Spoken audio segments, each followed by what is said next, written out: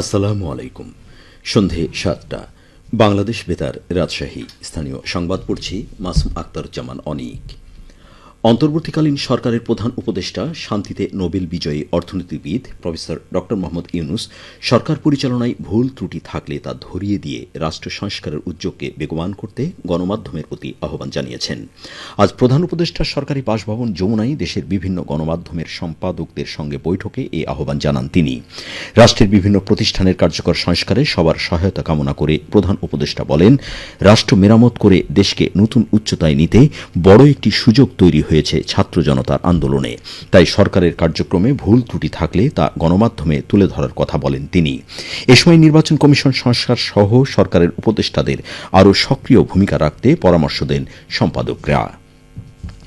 বৈষম্য বিরোধী আন্দোলনে সংহতি জানিয়ে সংযুক্ত আরব আমিরাতে বিক্ষোভ করায় ৫৭ জন বাংলাদেশিকে বিভিন্ন মেয়াদে কারাদণ্ড দিয়েছিলেন দেশটির আদালত। দণ্ডিত ৫৭ জন বাংলাদেশিকে ক্ষমা করে দিয়েছেন দেশটির রাষ্ট্রপতি। তাদের ক্ষমার আদেশ দিয়ে দেশে পাঠানোর নির্দেশ দিয়েছেন সংযুক্ত আরব আমিরাতের রাষ্ট্রপতি শেখ মোহাম্মদ বিন জায়েদ আল নাহিয়ান। আজ সকালে এক বৈঠকে প্রধান উপদেষ্টা ড মোহাম্মদ ইউনুস একথা জানান। প্রধান উপদেষ্টার প্রেস উইং থেকে পাঠানো এক বার্তায় এ তথ্য জানানো হয়েছে। স্বরাষ্ট্র কৃষি উপদেষ্টা লেফটেন্যান্ট জেনারেল অবসরপ্রাপ্ত মোহাম্মদ জাহাঙ্গীর আলম চৌধুরী জানিয়েছেন, আইন শৃঙ্খলা পরিস্থিতির উন্নতি ও মাদক নিয়ন্ত্রণে পদক্ষেপ নেওয়া হচ্ছে। তিনি আজ সচিবালয়ে আইন শৃঙ্খলা সংক্রান্ত উপদেষ্টা কমিটির বৈঠক শেষে সাংবাদিকদের একথা জানান। মোহাম্মদ জাহাঙ্গীর আলম চৌধুরী বলেন, এটি ছিল আইন শৃঙ্খলা সংক্রান্ত উপদেষ্টা পরিষদের প্রথম সভা। মূলত দেশের আইন শৃঙ্খলা পরিস্থিতি নিয়ে আলোচনা করা হয়েছে। আইন শৃঙ্খলা পরিস্থিতির বিষয়ে কিছু পদক্ষেপ নেওয়া হবে।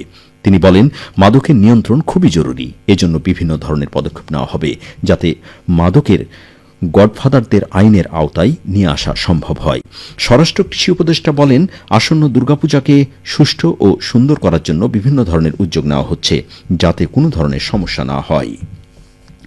শিক্ষা ও পরিকল্পনা উপদেষ্টা ওয়াহিদুদ্দিন মাহমুদ শিক্ষকদের জোরপূর্বক পদত্যাগ ও হেনস্থা বন্ধের আহ্বান জানিয়েছেন। তিনি আজ সচিবালয়ে শিক্ষা মন্ত্রণালয়ের কর্মকর্তাদের সাথে আলোচনাকালে সংশ্লিষ্টদের উদ্দেশ্যে এ আহ্বান জানান। শিক্ষার্থীদের নিজেদের স্বার্থেই নিজ নিজ শিক্ষাঙ্গনে সুষ্ঠু পরিবেশ রক্ষা করতে হবে উল্লেখ করে তিনি বলেন, লক্ষ্য করা গেছে যে দেশের বিভিন্ন পর্যায়ের শিক্ষা প্রতিষ্ঠানসমূহে এখনও শিক্ষকদের জোরপূর্বক পদত্যাগ ও নানাভাবে হেনস্থা করার ঘটনা ঘটছে, যা কোনোভাবেই গ্রহণযোগ্য নয়।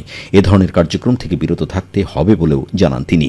উপদেষ্টা বলেন, যেসব শিক্ষক ও কর্মকর্তার বিরুদ্ধে দুর্নীতি ও অপকর্মের অভিযোগ আছে তা উপযুক্ত কর্তৃপক্ষ যথাযথ তদন্ত করে ব্যবস্থা নেবে।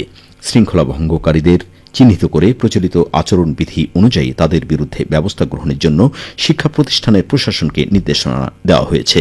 তিনি বলেন, বেআইনি ও অপরাধমূলক কর্মকাণ্ড সংঘটিত হলে তার প্রতিকারের জন্য ইতিমধ্যেই স্থানীয় প্রশাসনকে নির্দেশ দেওয়া হয়েছে। রাজশাহীর নতুন পুলিশ সুপার আনিসুজ্জামান বলেছেন, যৌথ বাহিনীর অভিযানে অস্ত্র উদ্ধারের পাশাপাশি সন্ত্রাসীদের আইনের আওতায় আনা হবে। এক্ষেত্রে সেনাবাহিনী, পুলিশ, র্যাব, বিজিবি সহ অন্যান্য সংস্থার সদস্যরা অভিযানে অংশ নেবেন। তিনি আজ বিকেলে নিজ কার্যালয়ের সম্মেলন কক্ষে রাজশাহীর আইনশৃঙ্খলা বিষয়ক প্রেস ব্রিফিংয়ে একথা বলেন। পুলিশ সুপার আরও বলেন, আজই সব বৈধ এবং অবৈধ অস্ত্র জমাদানের শেষ দিন। আগামীকাল রাত 12টা থেকে যৌথ বাহিনীর অপারেশন শুরু হবে। মামলার বিষয়ে পুলিশ সুপার বলেন, রাজশাহীর বিভিন্ন থানায় মামলা হচ্ছে, সবগুলো মামলা খতিয়ে দেখা হচ্ছে। কোনো মামলায় যেন নিরীহ কোনো মানুষ হয়রানির শিকার না হয়, সেই লক্ষ্য মাথায় রেখে কাজ করছে পুলিশ। এছাড়াও থানায় সেবা কার্যক্রম বাড়াতে সব ধরনের ব্যবস্থা নেওয়া হয়েছে। এ সময় রাজশাহী জেলা পুলিশের বিভিন্ন উচ্চপদস্থ কর্মকর্তারা উপস্থিত ছিলেন। নাটোরের লালপুরে ক্ষুদ্র নৃগোষ্ঠীর 5 জন শিক্ষার্থীকে বাইসাইকেল এবং 60 জন শিক্ষার্থীকে শিক্ষাবৃত্তির নগদ অর্থ প্রদান করা হয়েছে। আজ উপজেলা পরিষদের সম্মেলন কক্ষে শিক্ষার্থীদের হাতে এসব শিক্ষা সহায়ক উপকরণ তুলে দেন উপজেলা নির্বাহী অফিসার মোহাম্মদ মেহেদী হাসান। অনুষ্ঠানে উপস্থিত ছিলেন উপজেলা মাধ্যমিক শিক্ষা অফিসার ওয়াজেদ আলী মৃধা। এ সময় উপজেলা নির্বাহী অফিসার বলেন, ক্ষুদ্র নৃগোষ্ঠীর জীবনমান উন্নয়নে সরকার কাজ করে যাবে। কোনো শ্রেণী পেশার মানুষ আর অনগ্রসর থাকবে না। সবশেষে আবহাওয়া। আজ রাজশাহীতে সর্বোচ্চ তাপমাত্রা ছিল 32.5 ডিগ্রি এবং সর্বনিম্ন 26.4 ডিগ্রি সেলসিয়াস। সন্ধ্যে 6টায় বাতাসের আপেক্ষিক আর্দ্রতার পরিমাণ ছিল 79%।